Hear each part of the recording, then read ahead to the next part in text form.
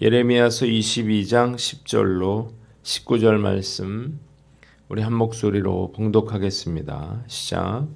너희는 죽은 자를 위하여 울지 말며 그를 위하여 애통하지 말고 잡혀간 자를 위하여 슬피 울라. 그는 다시 돌아와 그 고국을 보지 못할 것임이라.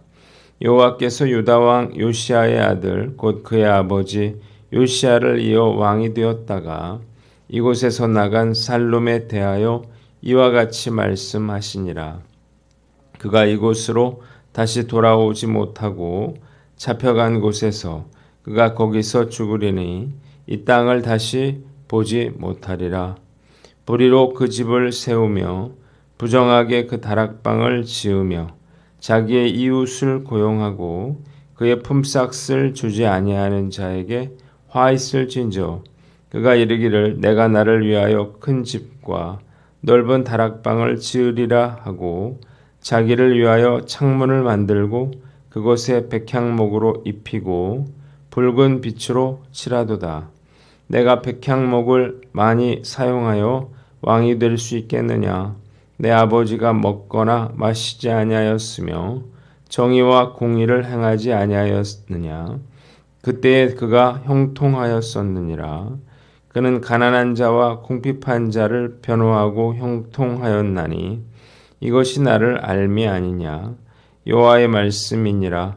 그러나 내 두 눈과 마음은 탐욕과 무죄한 피를 흘림과 압박과 포악을 행하려 할 뿐이니라. 그러므로 여호와께서 유다의 왕 요시아의 아들 여호야김에 대하여 이와 같이 말씀하시니라.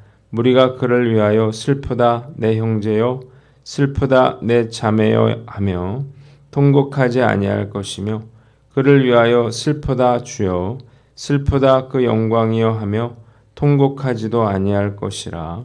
그가 끌려 예루살렘 문 밖에 던져지고 나귀같이 매장함을 당하리라. 아멘. 오늘은 예레미야서 22장 말씀을 가지고 살룸과 여호야김이라고 하는 제목으로 묵상 나눔 하도록 하겠습니다. 한번 따라해 봅시다. 살룸 왕과 여호야김에 대한 심판 예언. 먼저 10절로 12절 살룸 왕에 대해서 우리가 먼저 생각해 보도록 하겠습니다. 10절에 보니까 하나님은 너희는 죽은 자 때문에 울지 말아라 그렇게 말씀하고 계십니다. 여기서 죽은 자는 요시야 왕을 가리키는데 그는 애굽 왕 느고와의 무기또 전투에서 전사했습니다. 이때 백성들은 매우 슬퍼했고 예레미야도 요시야를 위해서 애가를 지었습니다. 반면에 하나님은 잡혀간 자를 위해서 슬피 울어라 그렇게 말씀하셨어요. 잡혀간 자는 요시야에 이어서 왕위에 올랐던 요시야의 넷째 아들 살룸 곧 여호아스를 가리킵니다. 출생 시에 그가 살룸이라고 불렸는데 그는 즉위 3개월 만에 바로 느고에 의해서 폐위돼서 애굽으로 끌려가게 됩니다. 하나님은 그가 다시는 고국으로 돌아오지 못하고 그곳에서 죽을 것이라 그렇게 말씀하셨어요. 하나님께서 요시야의 죽음을 슬퍼하지 말고 잡혀간 여호아스를 위해서는 슬퍼하라 그렇게 말씀하신 이유가 무엇인가요? 요시야는 30년간 영화를 누렸지만 잡혀간 여호아스는 이 애굽 땅에서 비참한 죽음을 맞게 될 것이었기 때문이에요. 여호아스가 막내 아들이었잖아요. 그런데 막내 아들이 어떻게 이 왕위에 오를 수 있었을까요? 이것은 그가 정치적으로 매우 수완이 좋았다, 좋은 사람이었다라고 하는 걸 보여줍니다. 에스겔서 19장 3절에 보면 그는 사람을 삼키는 사자 새끼라 이렇게 불릴 정도로 매우 포악한 사람이었습니다. 그가 왕이 돼서 권력에 취했고 마음껏 악을 행했고 그래서 하나님은 그를 3개월 만에 왕위에서 내려오게 하시고 애굽으로 끌려가서 그곳에서 죽게 하실 수밖에 없었던 거예요. 두 번째는 여호야김 왕이에요. 샬롬을 폐위시킨 애굽 왕 바로느고는 요시야의 둘째 아들인 여호야김을 왕으로 세웠습니다. 그러나 이 여호야김 역시 제위기간 동안에 폭정으로 일관했습니다. 대표적인 것이 그가 사치를 부리고 무리한 세금을 거둬 들인 것이었어요.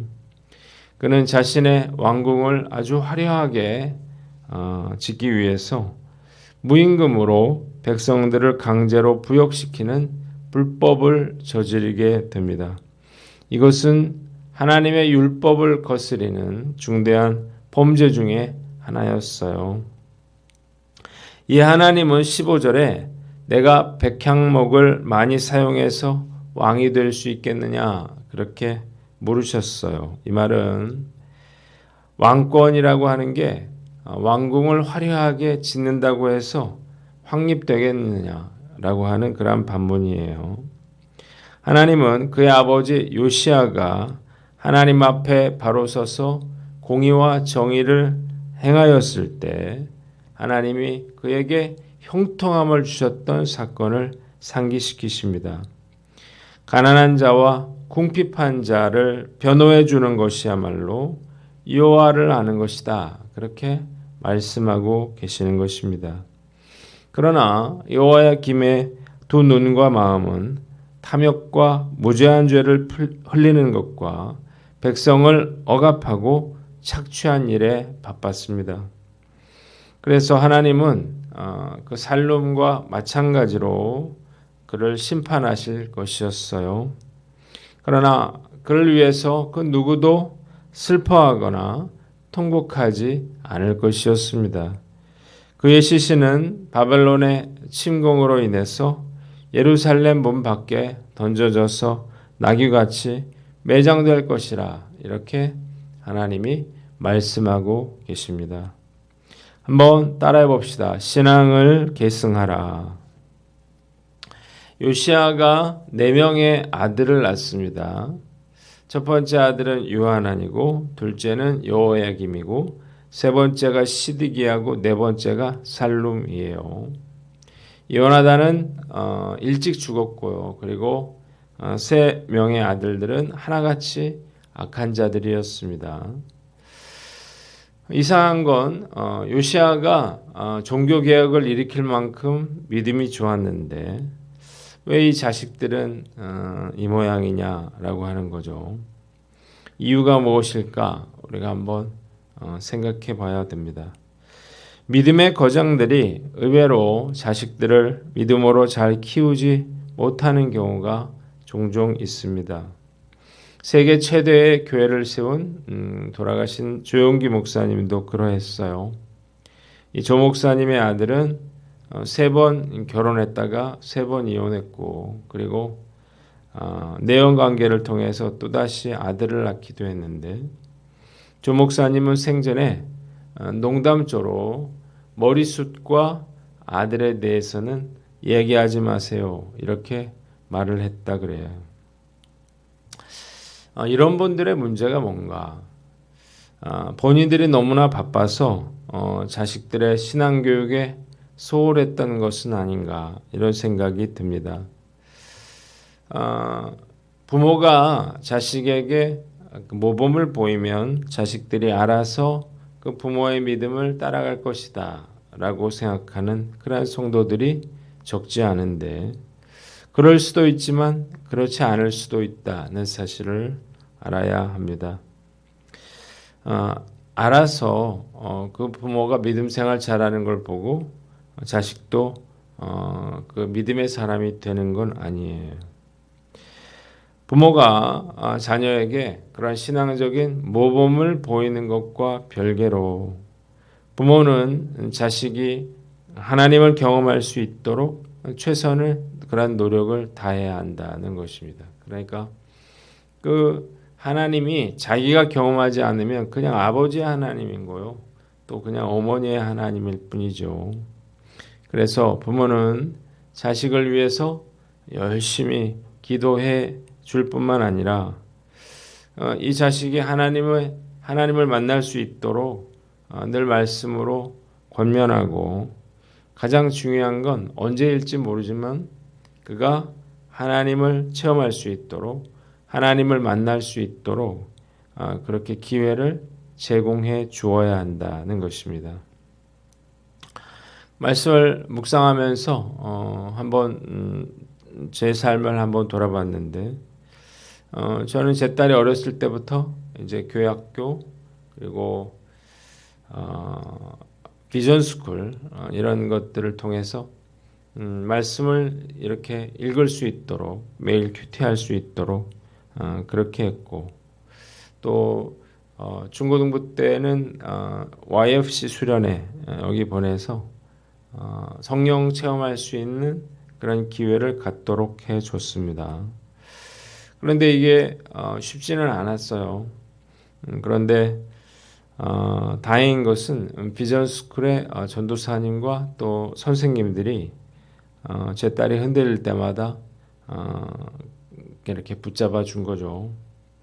가장 고마운 분은 영적인 멘토인 청년의 우리 윤 목사님이신데, 지금 YFC 간사로서 대강고에서, 그리고 또 수련회 때 이런 간사로 이렇게 봉사하면서 하나님을 더 깊이 만나는 것을 보면서 참 감사한 마음이 듭니다.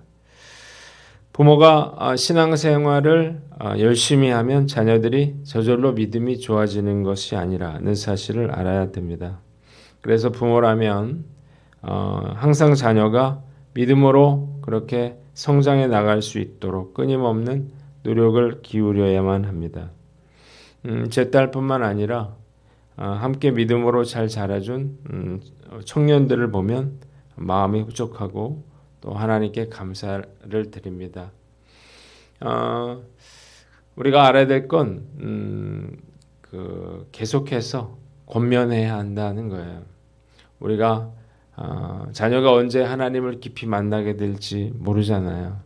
그래서 언제라도 그 믿음으로 돌아올 수 있는 거예요. 성 어거스틴은 그 어머니의 기도로 결국 성자가 되는 그러한 놀라운 축복을 받았는데, 우리가 포기하지 않고 우리 자녀들을 믿음으로 세워갈 수 있도록 노력하시고, 그리고 우리가 다음 세대에 신앙을 계승해 나가는 귀한 사명 감당하시는 저와 여러분들 되시기를 주님의 이름으로 축원합니다.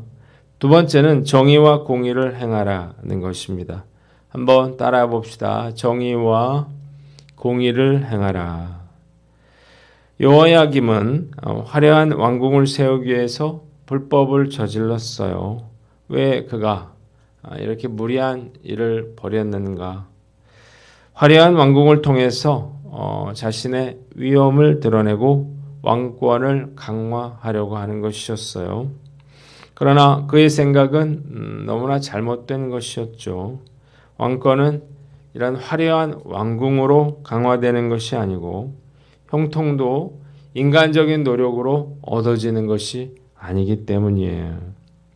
하나님은 그의 아버지 요시아가 하나님 앞에 바로 서서 정의와 공의를 행하였을 때에 형통함을 주셨던 사건을 상기시키십니다. 말씀을 묵상하면서 하나님께서 우리가 정의와 공의를 행하는 것에 대해서 얼마나 중요하게 생각하고 계시는지를 우리가 잘 알게 됩니다. 아무리 우리가 큰 역사를 행한다 하더라도 정의와 공의가 무너지면 아무런 소용도 없다는 거죠. 하나님께 쓰임받고 형통한 삶을 살기 위해서는 반드시 우리가 정의와 공의의 삶을 살아야 하는 것입니다. 불의한 일을 저지르면서 하나님께서 우리와 동행하실 수가 없고, 하나님께서 동행하시지 않는 사람이 형통할 수 없기 때문이에요. 과연 나는 어떠한가요? 거짓되고 불의한 일을 행하면서도 형통을 바라는 어리석은 자가 되지 않도록 그렇게 나 스스로를 돌아보는 저와 여러분들 되시기를 주님의 이름으로 축원합니다. 마지막으로 탐욕을 버려라는 것입니다. 한번 따라해 봅시다. 탐욕을 버려라. 하나님은 17절에 여호와의 김에 두 눈과 마음이 탐욕과 무죄한 피를 흘리는 것과 백성을 억압하고 착취하는 일에 바빴다. 그렇게 말씀하고 계십니다. 그러니까 여호와의 김의 악행의 근원은 뭐였습니까? 바로 탐욕이었습니다. 탐욕으로 인해서 그의 마음이 욕망의 포로가 됐어요. 그의 눈이 탐욕의 종이 됐고요. 온갖 악행을 저지르고 말았던 거죠. 그래서 그는 참혹한 그러한 심판을 받게 될 것이고 아무도 그의 죽음을 애도하지 않게 될 것이었습니다. 우리가 잘 아는 에스키모의 사냥법에 대한 이야기가 있습니다.